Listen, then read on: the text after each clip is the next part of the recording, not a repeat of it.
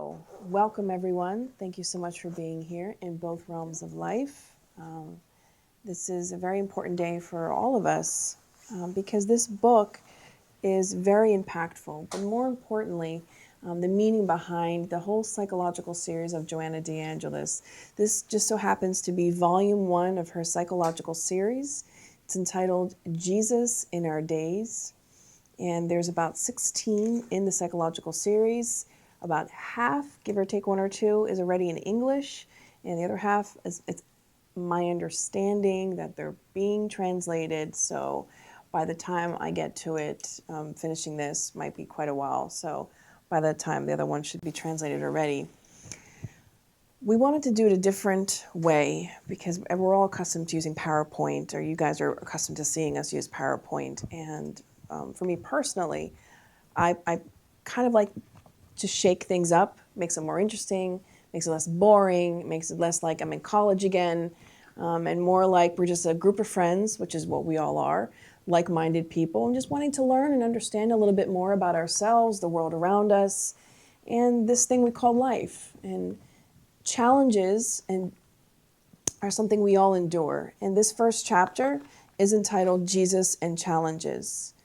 And I'm going to read bits and pieces of it and comment. That's kind of how the dynamic is going to be.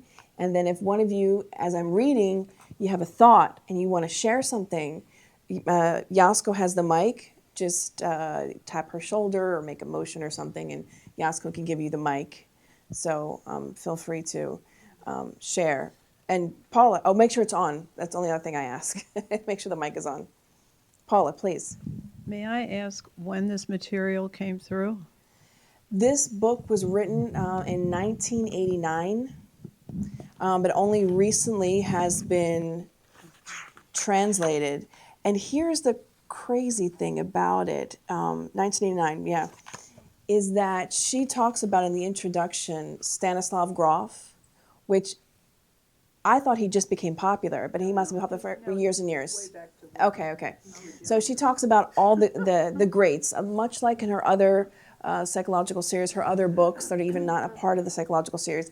She talks about all the greats. She even mentions in the introduction, Paul, you're probably more familiar with it, but it's a Freudian psychologist, Melanie Klein, and Carl Johnson.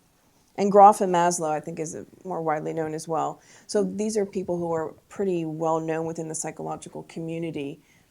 And so with that being said, I'm not going to go into who those people are. I am going to recommend that everyone get the book. We have ordered the book, or are going to order the book today. So we have more here because we're sold out. But we do highly recommend that you get this book and her whole psychological series. If you speak Portuguese, you could probably get the older version on PDF on Google, or off of Google rather.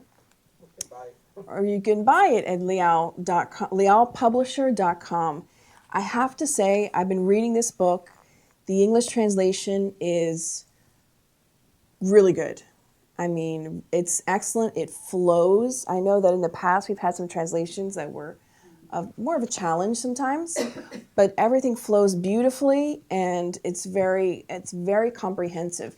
So I know that this book looks really small, and the actual chapters itself are actually pretty small. They're only about 2 pages, but it's a textbook. It really is a textbook. And if for anyone, I know today and often I refer back to Paula, Dr. Schmidt, if you will, because she's a child psychologist, or psychologist in general, I should say.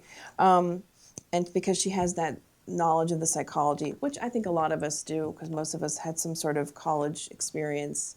But she does refer back to a lot of these, Grof, Maslow. So it is like a textbook, because for those of us who aren't familiar, you might want to go back and read up about who Abraham Maslow is to understand the context of what she's talking about. So when she says Abraham Maslow discovered the, quote, psychology of being and paved the way for the profound understanding of the psychogenesis of diseases that damage the human personality, you're going to begin to wonder, who is Abraham Maslow? What did he talk about? So Joanna consistently throughout her work is pushing us to read and study more. She's not superficial, she's very deep. So when you read her books, it's not for coffee table reading, It's something to be studied again and again and again. Joanna is amazing because her psychological approach, in my humble opinion, was the additive that was needed within Spiritism. Kardec was already perfect in and of itself in terms of the literature being brought. However, bringing in the understanding of our emotions and the psychology of the mind, I feel sort of deeply complemented or fulfilled our understanding of our human experience. And I believe what better way than to start off her psychological series and to talk about Jesus and our struggles. She uses Jesus as our model and guide, as a guide to say, look at what he's been through, look at what struggles he went through, and look at what we can actually do. Because Jesus said, if I can do it, so can you. But let me read the first small paragraph. Chapter 1, Jesus and Challenges. Remember, if you have a comment, just tap Yasko. The process of evolution is a tremendous challenge for the spirit.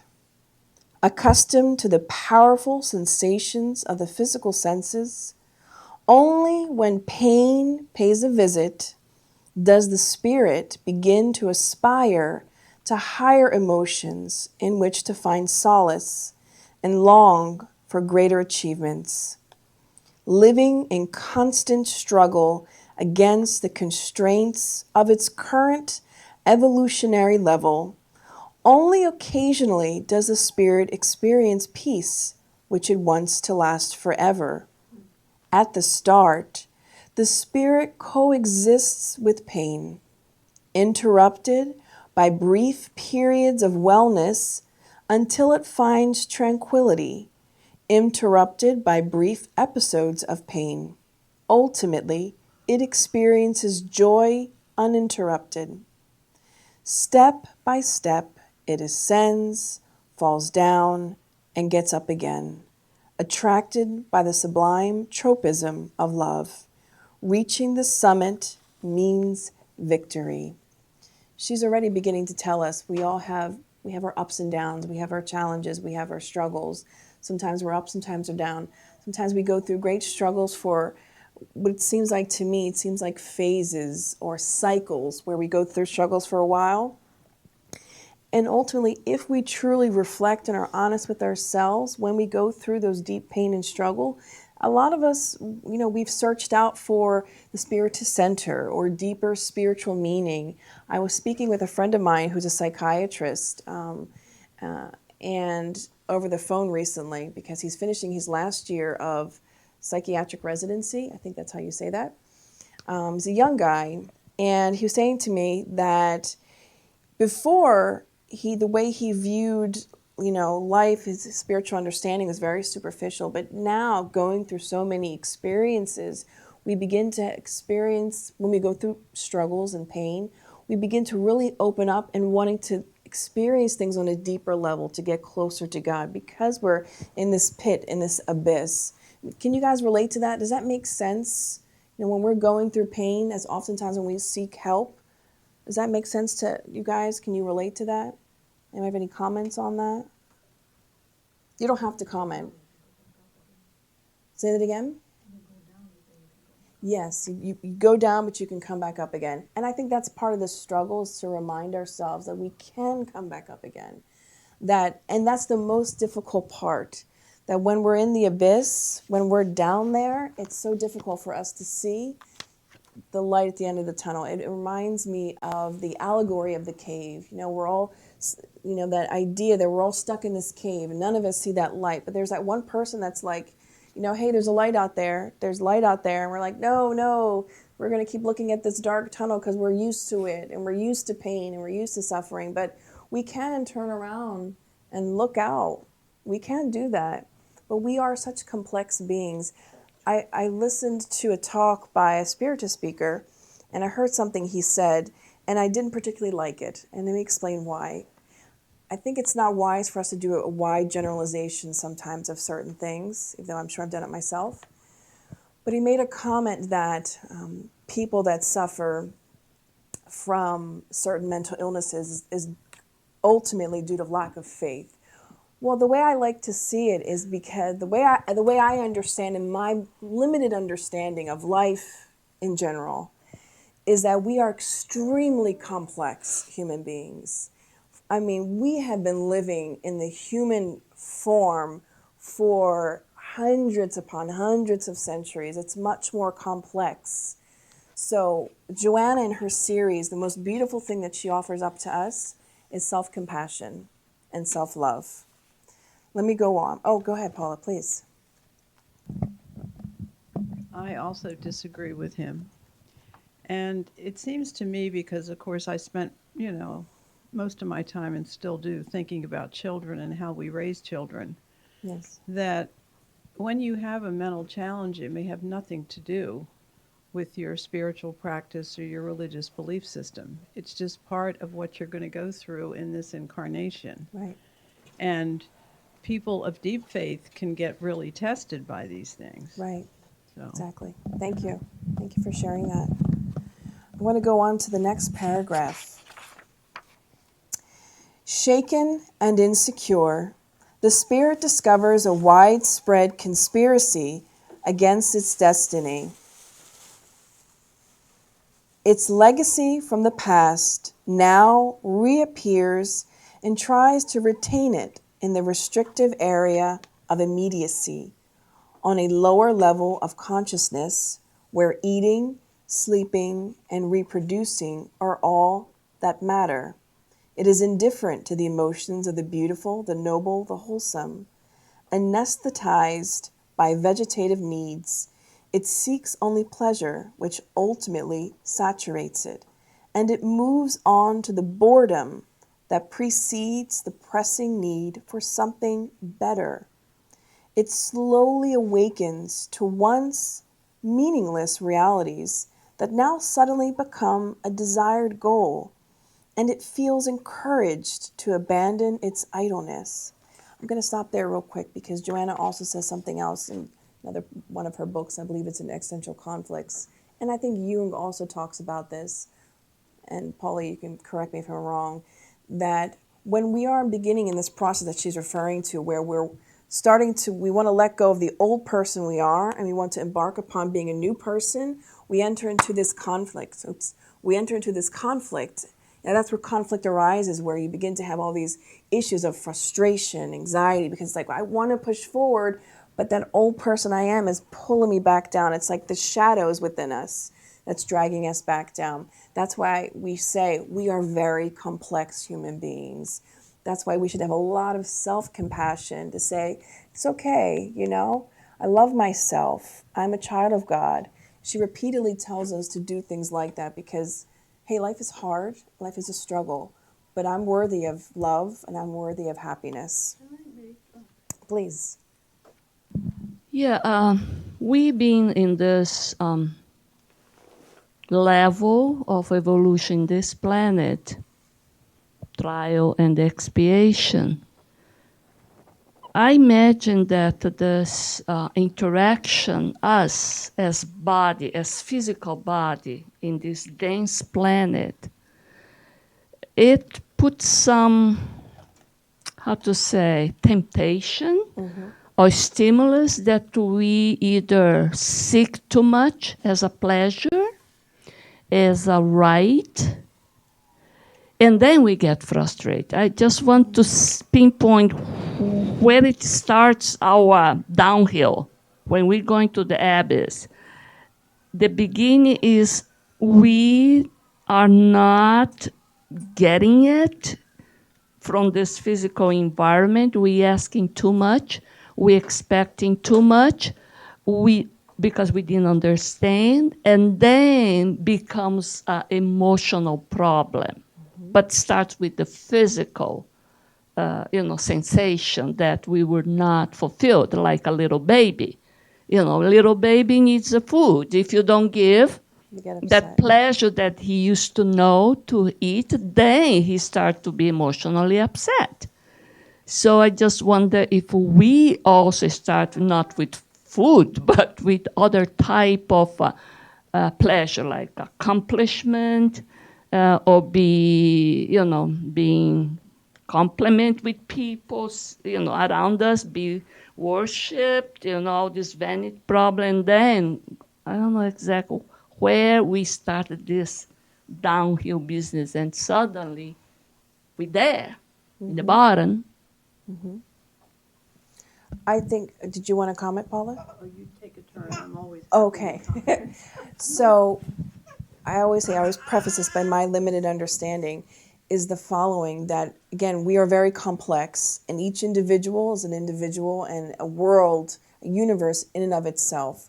So what may be applicable to Paula, I can't say is the same for you. So, but my understanding is that through our evolution, this from the time we are cavemen to now, we've been forming certain habits, beliefs. So, and I think Spiritism is aligned in a sense with a Buddhist teaching that it's about attachment as well. That somehow we begin to form certain attachments to ideas, belief systems, and even material things. Because oftentimes we think, well, you can just get attached to material things. No, you can get attached to ideas, such as, the idea of what my family is supposed to look like, or what a family is supposed to look like. Some people that suffer. I had a friend of mine who's a homosexual, and whose mother took years before she accepted him. And much, much, much, much later, she said, I regret holding on to the idea that being homosexual was wrong. It was just, against God and everything, that I wasted so many years. She said, until I could detach from that thought process and just learn to love with open arms, then I could just be open in general to many other things in my life. So I think it has something to do with attachment, but I believe it's complex, Yasko, honestly. I think it's very complex. When and where it begins and how, I think it's so unique to each person. But Paula, you wanted to comment on that? You don't have to, just add that. No, I think what we've been talking about more recently, all of Oh, Mike, hold it closer. Okay.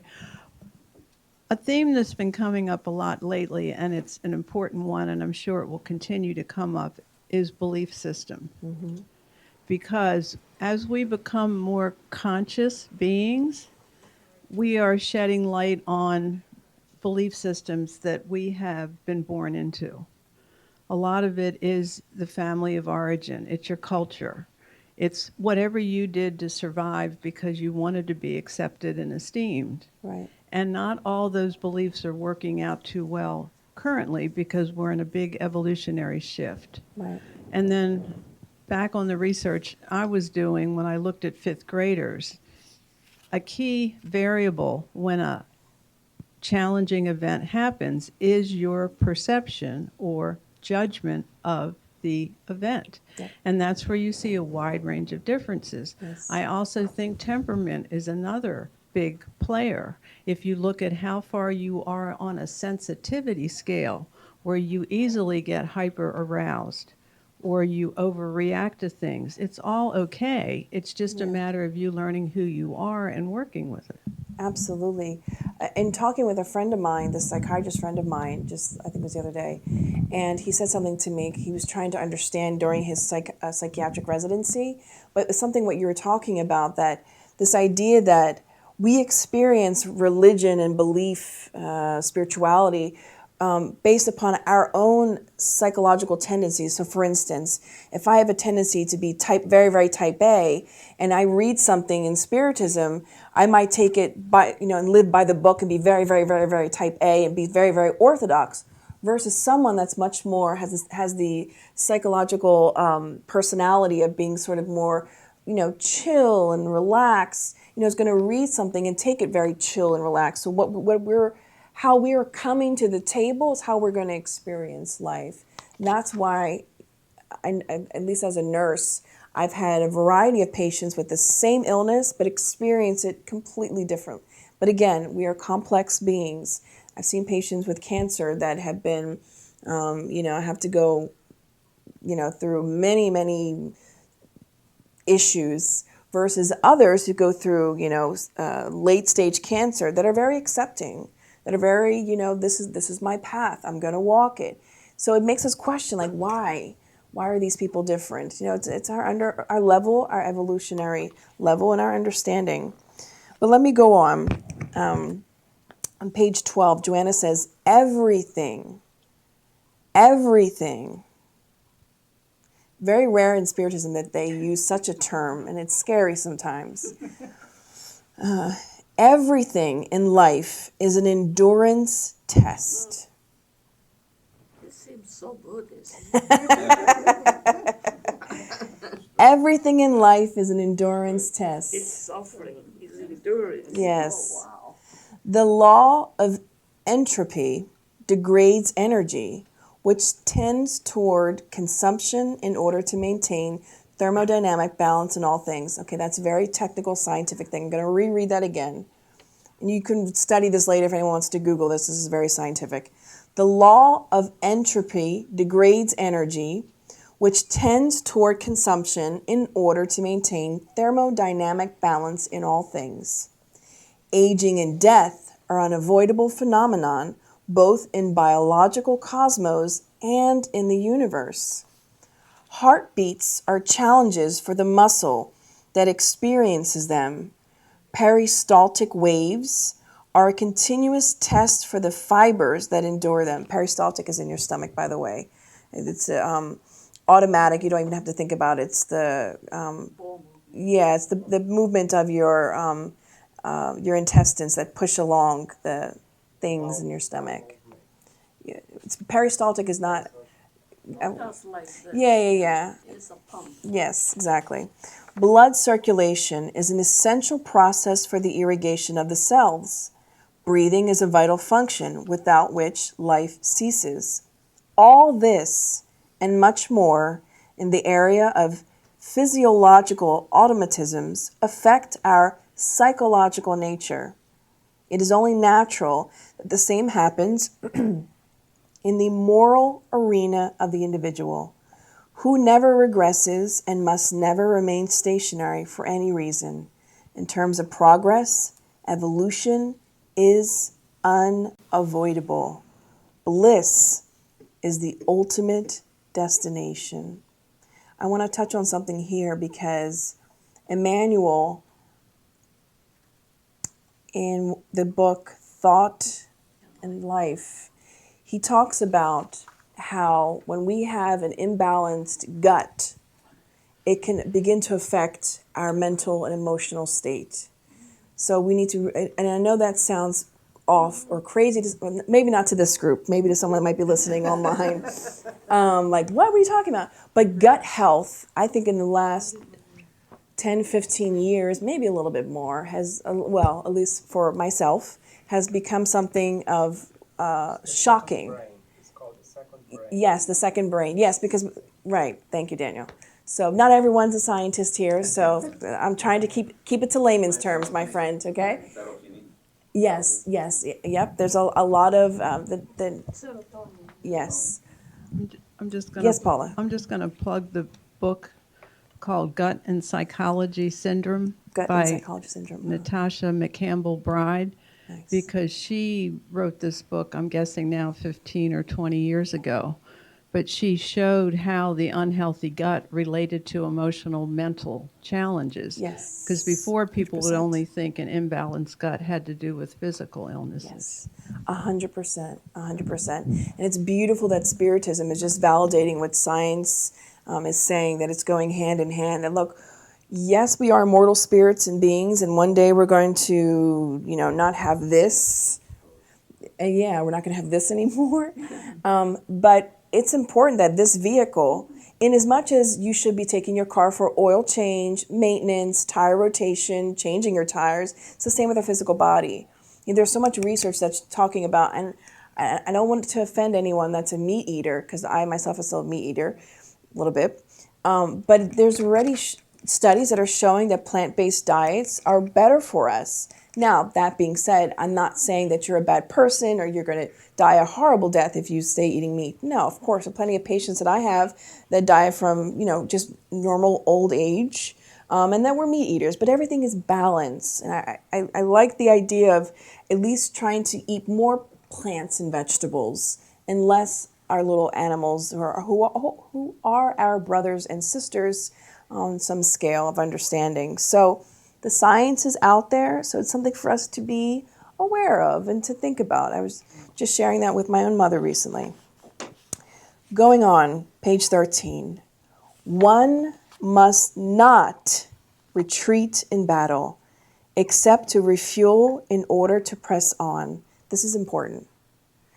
There's I think it's in Happy Life or in Child of God by Joanna de Angelis. There's a chapter entitled Rest, or she talks about the need to rest because we need to refuel. People think, I have to keep going, keep moving, keep doing. No, you need to find time to rest, to relax. It's also just as important for us to be productive human beings in society. The growth of any ideal results from lower stages overcome and challenges met. The giant sequoia reaches maximum height and girth cell by cell. The universe renews and perpetuates itself molecule by molecule. Too easy a task is a danger to motivation and hinders one's action. Sometimes we say, why can't life just be easy? Why does it have to be so hard all the time? I hear this a lot from my patients. I've said it myself as well. Why does it be so hard? But if it's too easy, we have no motivation to get better. I mean, how many of us have sought out spirituality because we were going through pain? Well, I grew up in it, so I didn't have a choice. I grew up in a spiritist family. I had no choice. But how many of us sought out spirituality because we went through pain? I think most of us, all of us in this room, the founders of the SSB, I think, because we were in search, if not through pain, because we were in search for something more meaningful that had, like you just wanted something deeper in your life, and that's good. The Master's entire life was a constant succession of challenges. Now she's going to begin to talk about Jesus. Obstacles in his social and family environment were his first impediments, which he overcame for the sake of the ultimate purpose for which he had come. He did not consent to carry the world's burden as redemption for others. Instead, he taught that one should carry one's own encumbrance with a peaceful conscience. He did not assume others' responsibilities. Rather, he showed how to go about them without presumption or cowardly submission.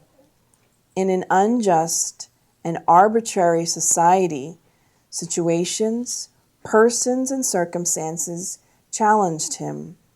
Even so, without holding back, he kept his integrity and faced them without anger or fear.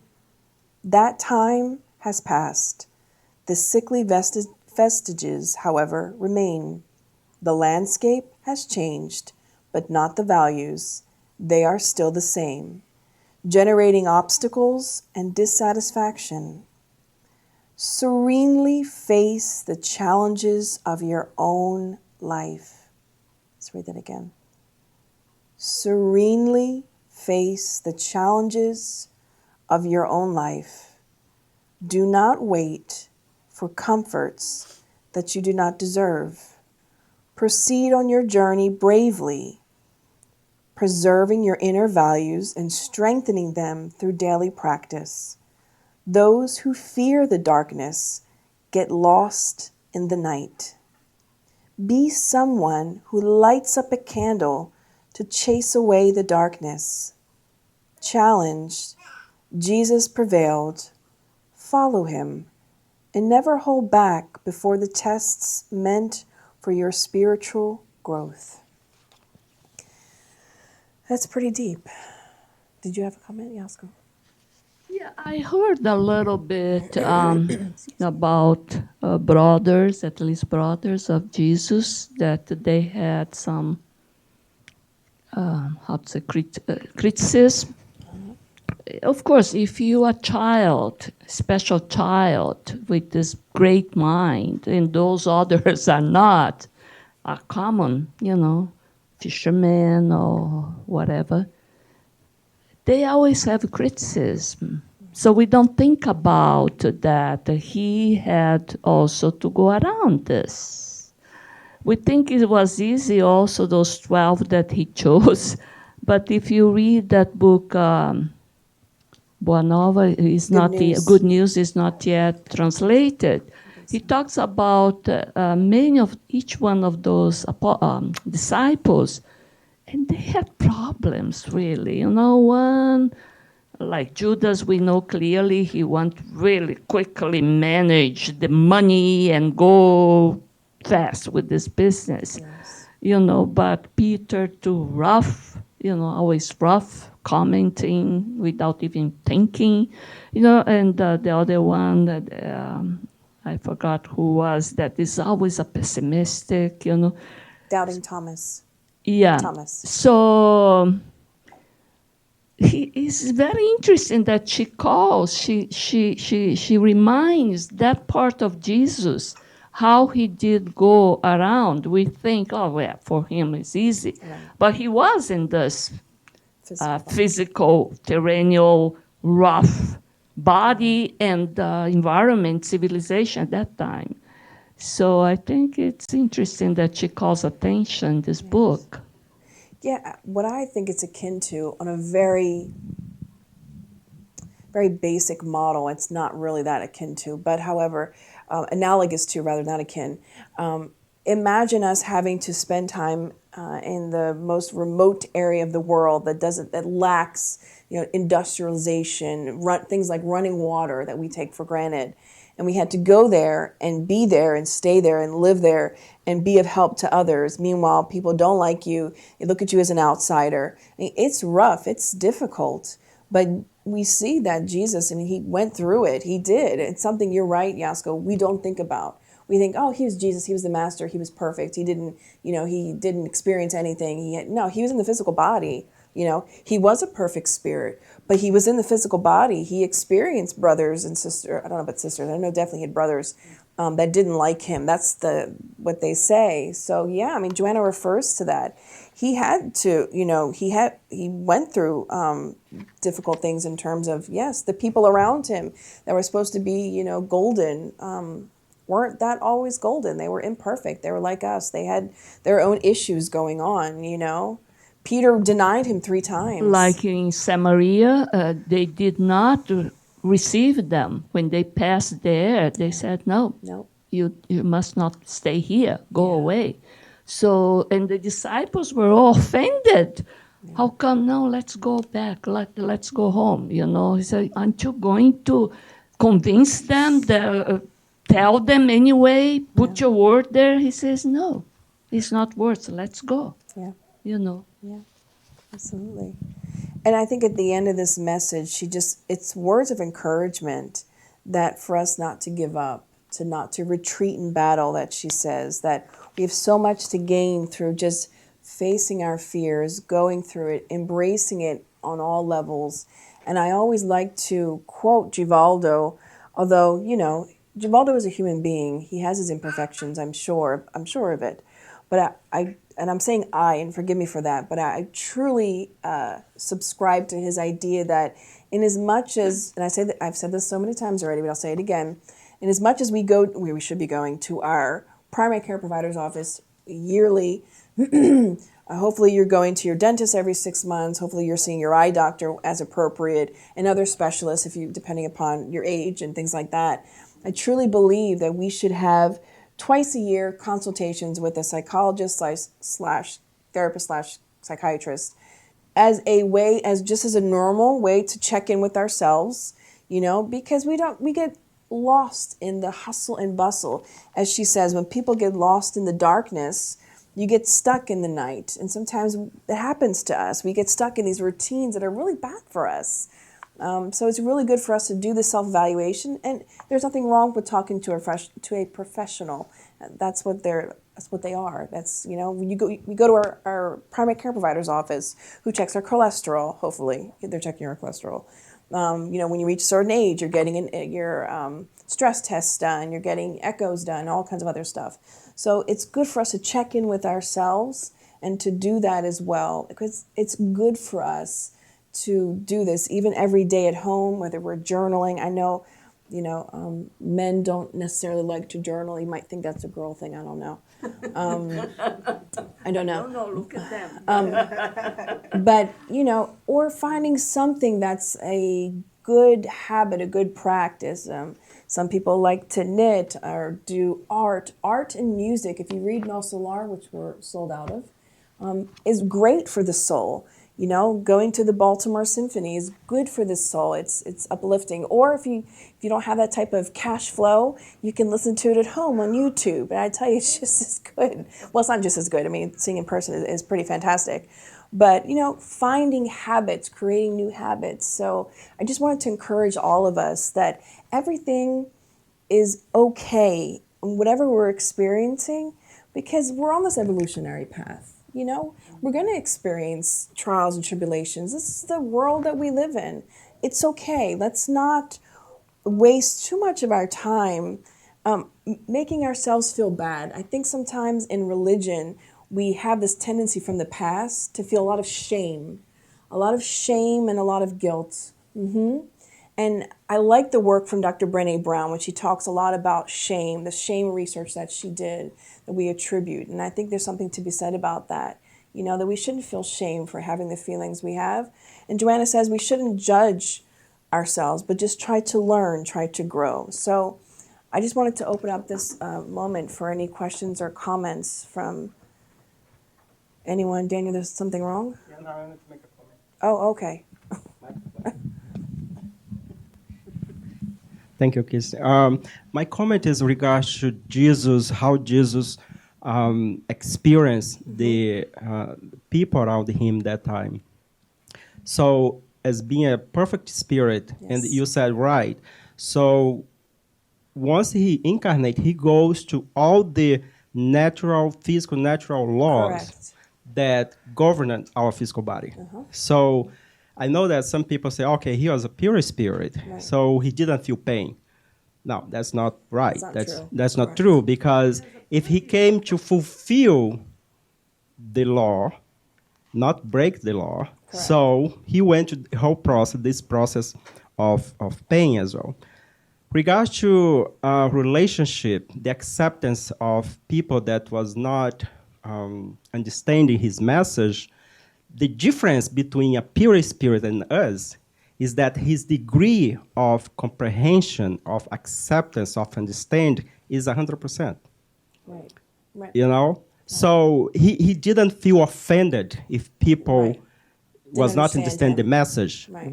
Whereas if someone contradicts us, we feel offended. Right. We suffering. So I think we need to make this clarification Yeah. clear, because I don't believe that Jesus feel offended. I think the reason for that is that even when he was in the cross, he asked for forgiveness. Not for him, but for people that was crucifying him. When he was denied by Peter, he didn't Right. feel offended. He even told Peter before what's Yeah, going to he happen. knew. Yeah, he So he knew. already knew what's going to happen. Right. I think if it's like for like us adult nowadays. So when you see like a toddler or little children do something wrong, we don't feel offended because we understand that they're in the process, they are learning. Correct. But if an adult or an adolescent do the same kind of behavior, then we become a little bit upset. Right. So Jesus was looking at us as this, spirit in evolution that is still in the phase of infancies. I think that's Yes. my Thank you take for on that that. clarification, Daniel. Yeah, no, definitely. He experienced challenges. I mean, that's exactly. There's clear cut what Joanna says. He experienced them. He experienced everything that we experienced. Now, how he reacted to it was quite different. As we can see, he was able to understand. When his parents were searching for him, and he was in the synagogue talking and preaching, and he turned to his parents because they were so upset, and he said, why were you searching for me when I was in my Father's house? So, as if to say to them, I was there, I was doing what I came here to do, but they didn't quite understand him. But I think that Joanna's mentioning this because he didn't come here and have an easy peasy life. He had a lot of challenges, a lot of struggles, it was difficult. I mean, imagine if he were to come now, but imagine then. I mean, there really was no running water. I mean, he already had surpassed all of that. I mean, he's in a land. He's in a sphere where transcend, yes. He's in a sphere where he doesn't need to eat physical food anymore. He's not suffering in no solar. He's already so far. So imagine having to come all the way back. That's, To be so dangerous. wow, yeah. How many people would do that? So that's why he's the quote savior. That's why he's the Christ, because that's who he is. Yeah. But that's why because he loved us so much. I mean, it's even, and I'll be honest with you, even for myself, it's difficult for me to comprehend his love for us. Like, how can you love a whole humanity? How is that possible?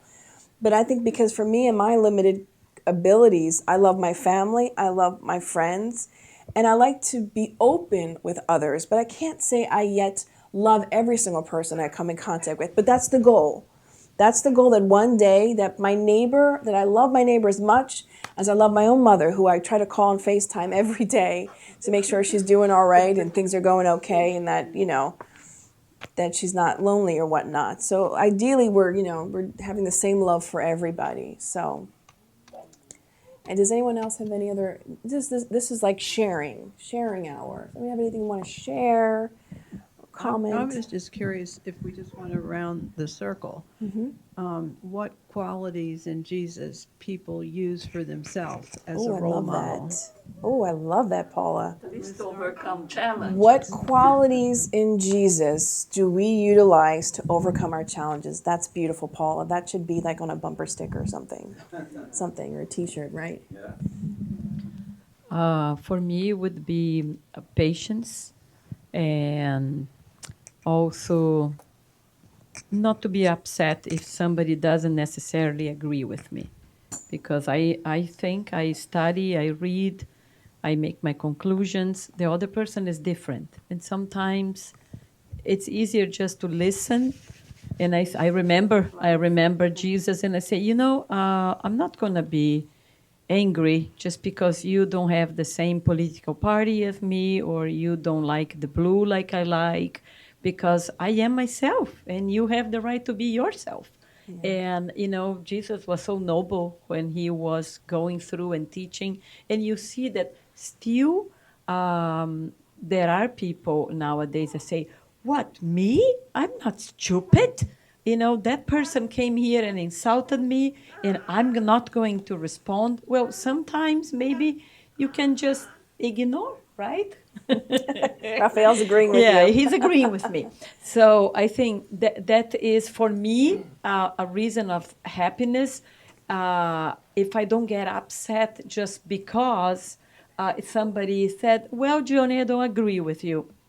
That's your right, because he was so noble all the way, like teaching, and even he was angry sometimes because he wants us to be better and not, do wrong things, because for our own sake, so we wouldn't suffer, like when he was angry at the church when they were selling things at the church. Yes. But he wanted to teach something, and I think for me that's, Thank you. That's beautiful. Oh, Paula, did you want to go next? Sorry, Yasko. We just go around the circle. Oh, okay. Oh, it doesn't matter. Whoever wants to go. Anyone else want to go next? Did you want to go? No. Not really? No. The courageous. Humbleness. His humbleness. His humbleness. Oh yeah, that's deep. That's a rough one. Daniel wants to hear. Can someone bring that back to him?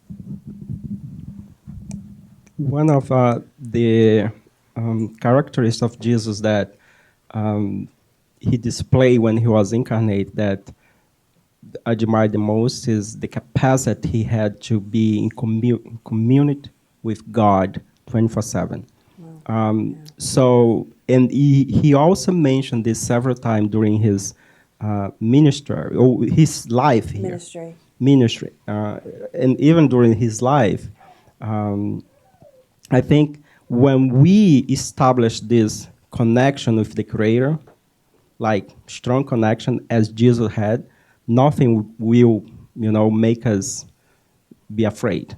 You know what I mean? So I think the other virtues is a just matter of time for us to acquire. But this one, to be connect with God and even recognize that everything you do is because you are in this connection, strong connection with the Father, as he mentioned, is something that I admire. I think the question was, what do you use, right?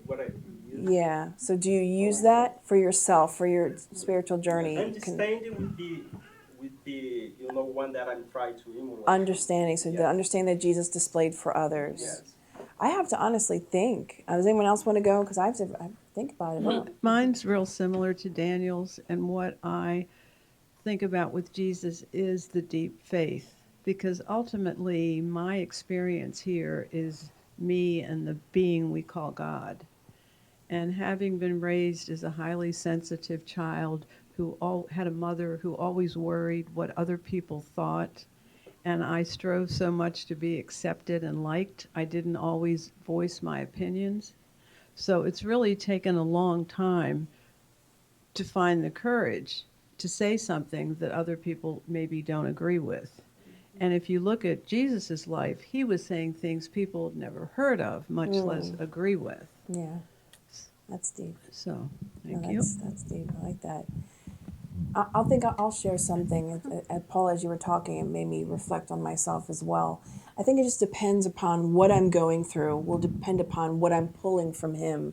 If I need to be patient with someone or understanding, or if I want to work more on my faith or to grow, and I have that similar things that you had, Paula, as well. Wanting to be authentic, but not wanting to not fit in, and not wanting to be an outsider, but at the same time wanting to be authentic. So, so it just depends upon what I'm going through, will depend upon what I'm pulling from his imagery. Ultimately, I tried to commune with him to gain inspiration and guidance. And I think it honestly just depends upon what I'm going through at the time. But I think ultimately, no matter what, if I'm not sure what I need to be pulling from him, because I'm just kind of like, I don't know what I need to do here, just being in communion, just praying and just having that time, I think is important for all of us, not as a religious practice, but as a spiritual practice to connect, I think is imperative as imperative as it is to brush your teeth every morning. I think it's just as important for us to pray and to find time to sit with God. Yeah. Irasema, did you want to share anything? Are you? No. You can say one word. Well, I don't really have anything to say because I might see it a little bit differently in that I have no idea what Jesus really thought. And I don't think that I really think along those lines that, I have maybe certain goals or desires or whatever it is. But I think that my understanding is that in a certain sense that Jesus may have been like a god. And so I don't think that I could relate to that necessarily. And so for those reasons, I don't think along that line. Maybe Sure. I'm incorrect on that point. But I think that, for example, he was so far advanced compared to human beings that it would be like when they say Jesus was crucified, it would be like we would be crucified by an ant or a rabbit or something like that. Right. And so he would say, "Oh, I forgive them," because it would be sort of ridiculous. So I would say that's the reason I don't really think that way. Let's put it that way. Donald, right? Donald, I think what you said touched on something that a lot of people feel, that it's like, how do you relate to Jesus because he was perfect? So I think a lot of us, or some of us, or all of us, or I don't know, might relate to other people that are more tangible, like Martin Luther King, Mother Teresa, or Gandhi, or maybe your high school teacher that was super inspiring, and you saw that you can relate more to them. And I think a lot of people do that as well. And I think quite honestly, I think if we can look at someone in humanity that does good, that helps others, that seeks to better their own lives, but also the lives of others, if we can at least try to attune to that and look up to that, I think that's the idea. I think that's what Jesus really wants anyways, for us just to be happy, to be better people. So, but I can completely understand what you're saying and where you're coming from, because how do you relate to someone that's perfect? And he was, you know, so I completely understand what you're saying, But basically. take Yes. his point, I think the good example I have in my life about forgiveness, right? And he was teaching us forgiveness all the time. Absolutely. And I don't think the human being is so behind, like he says. Because if you think about the Amish, they have the school shooting. Oh, yes. Yeah, So yeah. the family forgave the people who killed the kids. Yeah, So we can do it, you know. we can. So when you think Amish is so behind, you know, in civilization, but they are so high in moral Yeah, aspect, definitely. right? So they forgive. For me, it's a challenge. Yeah, I don't think I would forgive the guy who killed my daughter. yeah, You know what I mean? yeah. Thank you for sharing that. So it's possible. Yeah, it's definitely possible, but I think what you said, They are not too behind. right. I think what you said, two things that were very true. One, that it's not impossible, but on this flip side, it's also very difficult for a lot of us. Why all God? You can do what he did. Right, right. I think we shared here once before, there was a true account of a man who was driving in the car with his pregnant wife and I think two or three of their children in the back seat, and they were hit, they were T-boned by a drunk driver and immediately killed his wife instantly, the unborn child and the three kids in the back. And the guy, the father, he survived. And the drunk driver also survived. It was a 17-year-old kid. He was drunk. He left a house party, and that's what happened. So, and it gives me goosebumps when I think about it, because the family, they were like going out for ice cream. It was like Saturday night. They're like, let's go to, I don't know, Denny's. Let's go for ice cream. The kids are like, yeah. This is the way the father tells it. So you get goosebumps. And he said, we were just going for a family outing. We were just wanted to go have fun as a family. And, I lost everything like that in an instant. And the father, when he came to, because he became unconscious for a little bit, he said the first thought when he woke up and he looked over to his wife, he could tell she was dead. He looked back in the back seat, he could tell his three children were also dead. And he said, in that moment, I had this thought that crossed my mind. I can hate this kid for the rest of my life, the one who did this, or I can forgive and be an example for others. And he said, in that moment, I just chose. And he wrote a book, and he actually worked with the 17-year-old. They work together. They go around giving lectures, talking to young teenagers about drunk driving, about drugs, and things like that. So they turned a tragedy into something where they've been changing lives. They wrote a whole book about it together. This young man, he still had to go to jail. He went to jail. He served his time. But this man who lost all his children, he kind of adopted, in a sense, this young man and said, I'm going to be there for him. And the young man was very repentant and said, it was the greatest regret of my life. I was a teenager. I was stupid. How many kids probably have done this and nothing has happened? So, You suffer more than the father. probably, yeah. Probably will, yeah. I saw the physical interview on YouTube, and you could still kind of see this teenager who was now in his 20s, the 27. You could still, I personally felt, I could look at his face and still see some of the sadness and the regret. But the father was illuminated. To me, he was like shining, because he had already understood something that for a lot of us is difficult. And I wanted to say that it's okay. It's so okay if we're not at the point where we can't forgive yet. And I think that's the beauty of Joanna, that she says, look, you're at the level that you're at, love yourself, do your best, and keep going. Don't stop. Don't be stationary. Ida Sama, did you want to share your Jesus? Or no? You don't have to. No? Yes, go. People don't have Good to. example. Each time where Yasko's a professor. What can you do? No, each time where It depends, like I said, read right? some things, I want to do my better. I want Yeah. to stay better. I want to Yes. do Your best. my best for the people. For Yes. everything I learn, I want to try put to practice. And to practice. Yes. Yeah. Okay, good. Yes. Paula. It's on. Do you want? No. I'm going to give it reply. right back to you. No, I'm actually tagging into what she was talking about. That very dramatic example is what we do hundreds of times every day, as we become more conscious and we catch that reactive negative response to something, and we make a decision to let it go or turn it around, that's our new daily practice. And I think quantum physics and this whole explanation of energy and thoughts are energy, we really can quickly decide, I don't want to stay in that energy field of resentment or hatred. And I think the more we do that, because everybody's always asking, how do I change? Which is, of course, what we want to do. Right. That is exactly the day-by-day exercise you do. Yeah, definitely. Another thing that helps maybe you. For me, I understand much more in the case of the father, how to forgive more the boy, the guy who killed the kids, the mother. About reincarnation, I think is the best way to understand and try to understand and agree with what God sent. Maybe what did I do to this boy, this guy?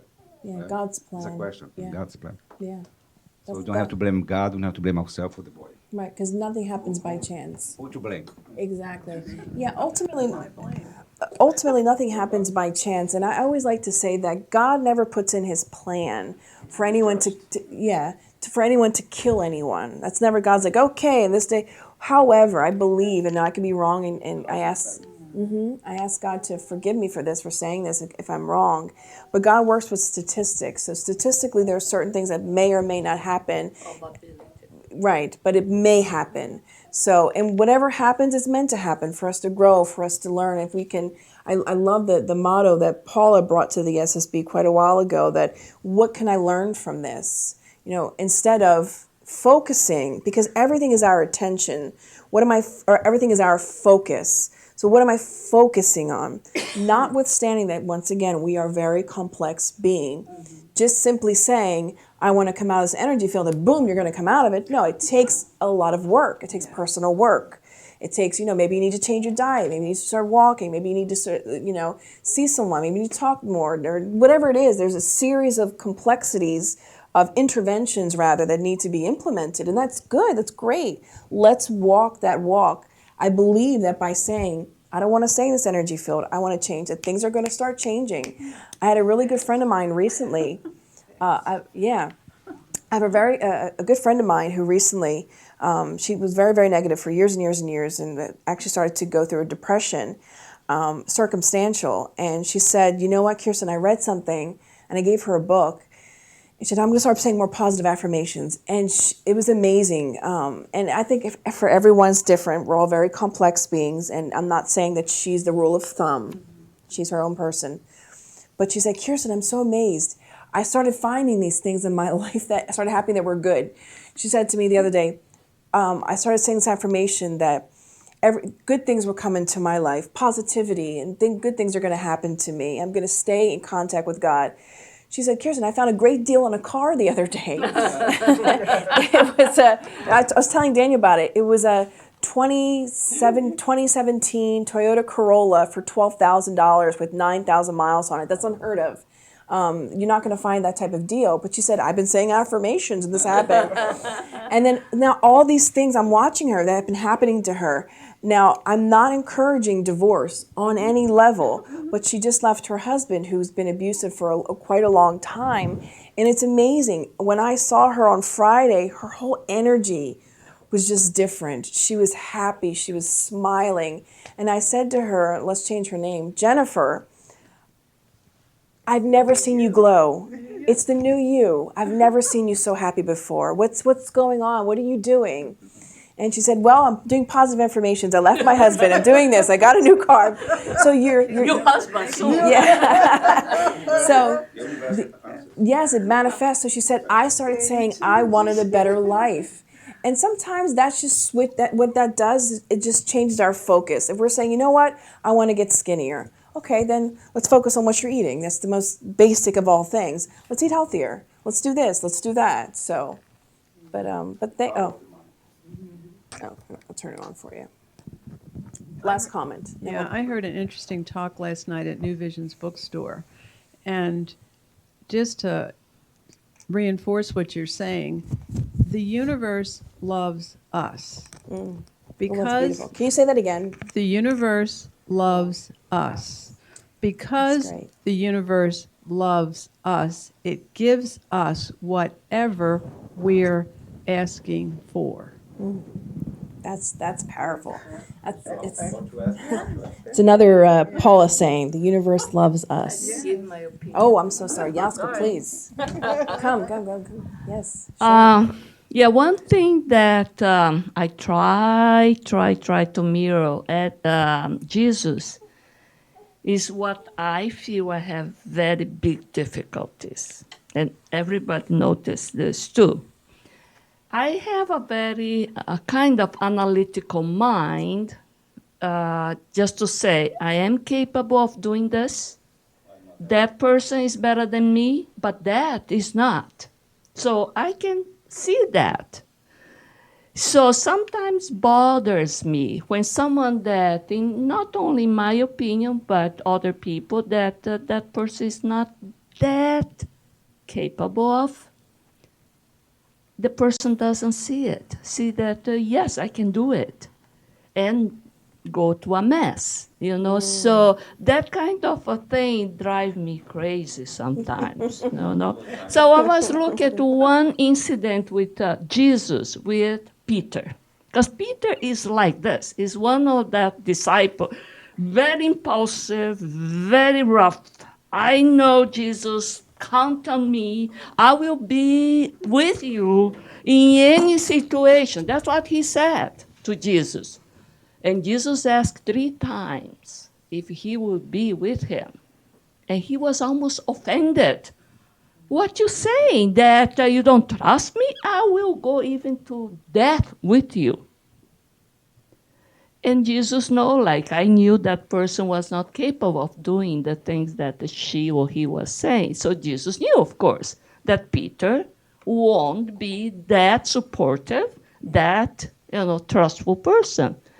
But the way Jesus responded is not what Yaska would respond with kindness, like say, look, before the rooster, you say, The rooster crows. crows 3 3 times, you will deny me 3 times. Yeah. Before that, he would deny 3 times. But he probably said in the most serene, like a big father to the little child that said, I know it. I know how to do it. I'll do it. And then he knew that Peter would fail. But I am so far to give this serene response. That's my difficulties. I would say, what's wrong with you? Can't you see it? Or something, So no, you have to be serene when you will teach a lesson. Especially when you're a professor, you think you have to put that thing forward, very clearly, but sometimes not. That's a big lesson, I think. Thank you for sharing that, Yasko. And thank you for everyone for, really making yourselves vulnerable enough to share your true feelings about a lot of things, because that's not easy for a lot of people, because this is a recorded version, or this is being recorded. So, but I think that the point is that, Yasko, I'll use you as an example.